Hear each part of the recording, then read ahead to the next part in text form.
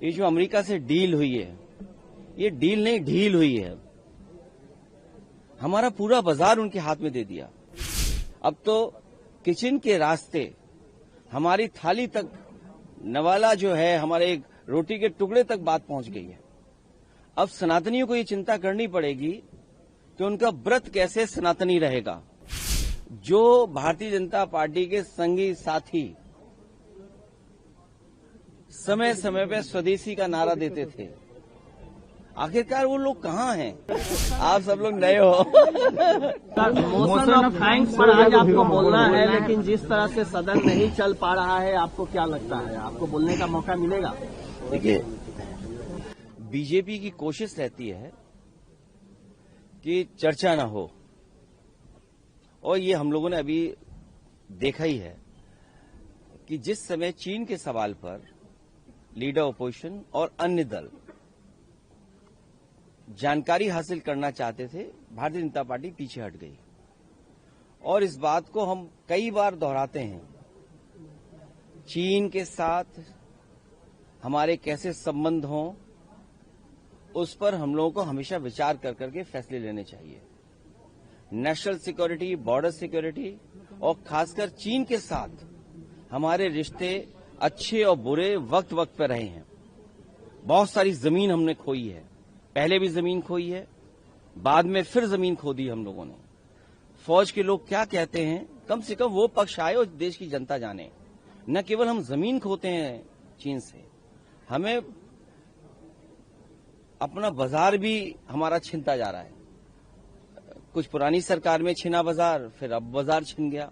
तो आखिरकार हम किस दिशा में जा रहे हैं? और उसके बाद ये जो अमेरिका से डील हुई है, ये डील नहीं ढील हुई है। हमारा पूरा बाजार उनके हाथ में दे दिया। सरहद की बात करें, अब तो किचन के रास्ते हमारी थाली तक, नवाला जो है हमारे रोटी के टुकड़े तक बात पहुंच गई है। अब सनातनियों को ये चिंता करनी पड़ेगी कि उनका व्रत कैसे सनातनी रहेगा।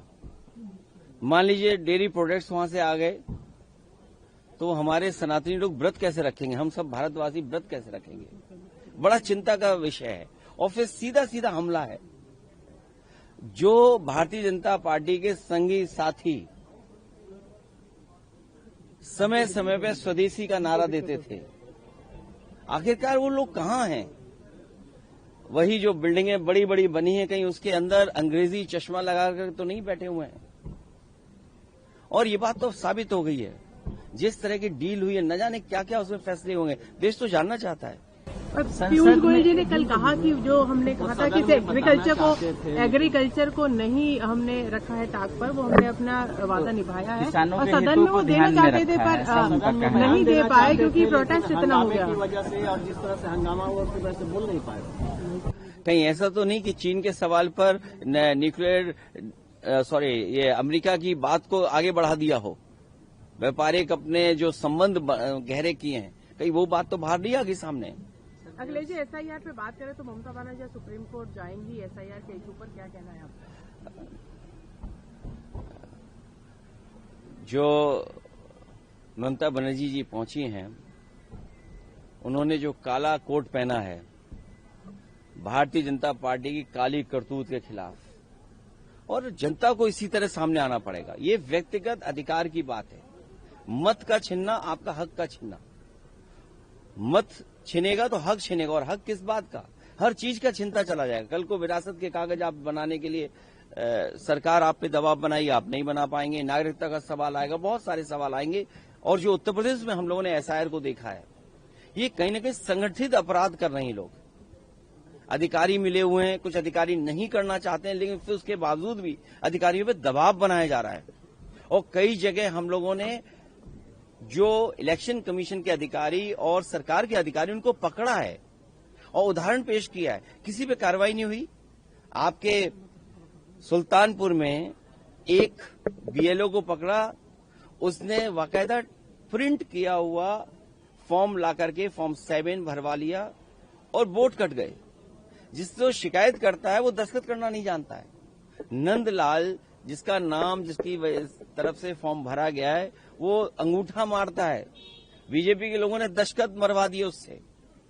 ये फॉर्म 7 जानबूझ करके किसी लखनऊ, दिल्ली, कहीं ऐसा इनका एक सेंटर बना है, कमांड सेंटर, जहां से फॉर्म भर करके जा रहे हैं, बस्ती की तरह डिस्ट्रीब्यूट हो रहे हैं और वोट कटवाए जा रहे हैं। तो अगर हम आपत्ति उठाते तो इलेक्शन कमीशन कोई जवाब ही नहीं दे रहा, किसी पे कार्रवाई नहीं कर रहा। लगता तो ये कि साठगांठ इतनी पक्की है कि भविष्य में हो सकता है इलेक्शन कमीशन में भी बिल्डिंग पे उनके भारतीय जनता पार्टी का झंडा लग जाए। लोकसभा में जिस तरह टैक्स देंगे तो आप भी क्या चाइना का मैटर उठाएंगे? ज्ञानेश कुमार के खिलाफ इम्पीचमेंट मोशन आता है तो वो उसका समर्थन हम आदरणीय ममता बनर्जी के पक्ष में हैं, उनके साथ हैं। लोकसभा में जिस तरह से हंगामा हुआ, 8 सदस्यों को निलंबित कर दिया गया, क्या कहेंगे? सरकार को बात सुननी चाहिए और अपना पक्ष सरकार को रखना चाहिए। अखिलेश जी, जब आप मोशन ऑफ थैंक्स पे एड्रेस देंगे तो क्या आप भी राहुल गांधी वाला इशू उठाएंगे या आपके अपने अलग? आप बहुत नई पत्रकार तो है नहीं। डॉक्टर राम मनोहर लोहिया, जॉर्ज फर्नांडिस, नेताजी और तमाम समाजवादी नेताओं ने हमेशा इस बात को कहा कि सबसे ज्यादा खतरा अगर किसी से है तो हमारा चीन से है। और चीन की ने पहली बार जमीन नहीं हमारी छीनी है। कब हमने तिब्बत खो दिया और कब अभी हम लोगों ने पेंगोंग लेक और 5 फिंगर्स पे न जाने कहां फौज हमारी चली गई। और सबसे महत्वपूर्ण बात मैंने इसी सदन में उठाया था, रिजांगला मेमोरियल। रिजांगला मेमोरियल जहां बना था उसको हटा करके कई किलोमीटर दूर फिर बनाया गया है। कहते हैं रिजांगला मेमोरियल तो है वहां पर, सवाल रिजांगला मेमोरियल का तो है ही है, लेकिन उसके साथ साथ कितनी जमीन आपकी चीन के पास चली गई। तो ये बहुत सेंसिटिव मैटर है। और फिर बाजार किसने दे दिया चीन को? आप दवाइयां कहां से लाओगे, फर्टिलाइजर कहां से लाओगे, आपका कारोबार कैसे चलेगा, अर्थव्यवस्था कैसे चलेगा?